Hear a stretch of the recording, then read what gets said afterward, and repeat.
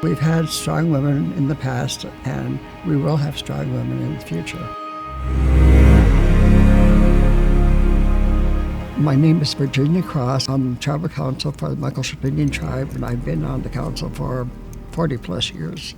When we got our Head Start grant funded, I was the first Head Start director for Muckleshoot. When I was in high school, Annie was the chairperson of the tribe. Annie was a tough, really tough lady. She was chair of the tribe, and she was also the judge for the court. So whatever Annie said, people followed.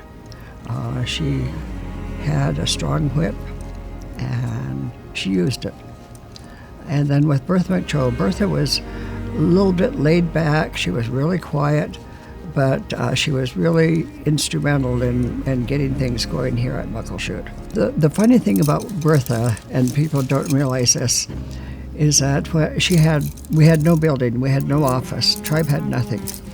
And she kept all of her documents about the tribe underneath her bed. So if you went out and you wanted to say check enrollment for somebody, she'd drag it out from under her bed.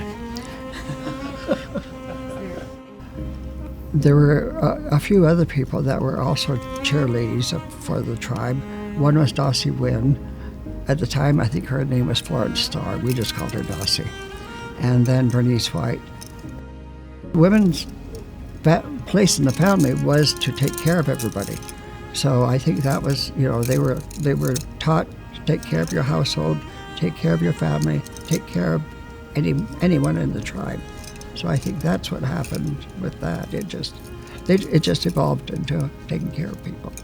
We were the poorest tribe in the state.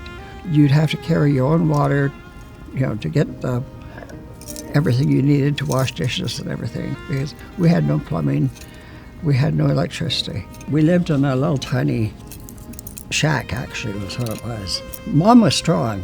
She had kids every 2 years.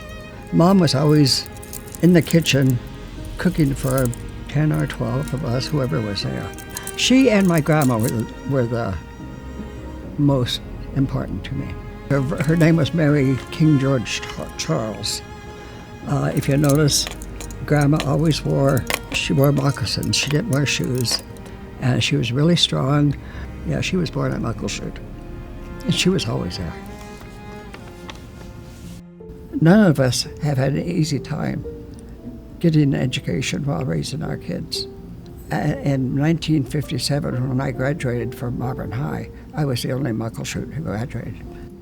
I would hope that young women today would stress education for themselves and their families. We always keep in mind that we want improvement, for everybody, not just for a few people, but for everybody.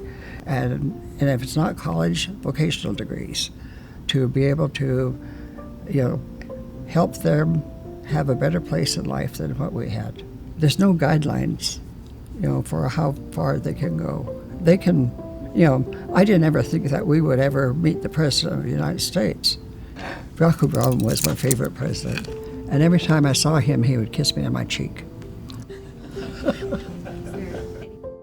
There have been a lot of women leaders in Washington State. One of the women that we have worked with closely is Patty Murray, Senator Patty Murray. She has always tried to demonstrate that she is supportive of Muckleshoot. She was here when we opened the tribal school. She was here when we got some funding for the White River Hatchery. We've been lucky to have her there to work on a variety of tribal programs. Mary Cantwell has worked really very hard for the tribe also, and she's been a really good senator for us. There's just so many women that have done so much for Indian tribes in Washington State. Lucy Covington from Colville Reservation, and Dossie Wynn from here, and Ramona Bennett from Puyallup, Patsy Martin. She worked in the Office of Education in Olympia for a number of years. She's gone back to the Yakima tribe where she came from. I'm most proud of how we've gathered together enough resources to have scholarships for all of our people that pays totally any expenses they might have. And the other thing too is the tribal school. Not only are they learning education at the tribal school, the normal education, but they're also doing cultural activities. They do language and they do other kinds of cultural activities there that they cannot get in public school. They're going to be here long after we're gone.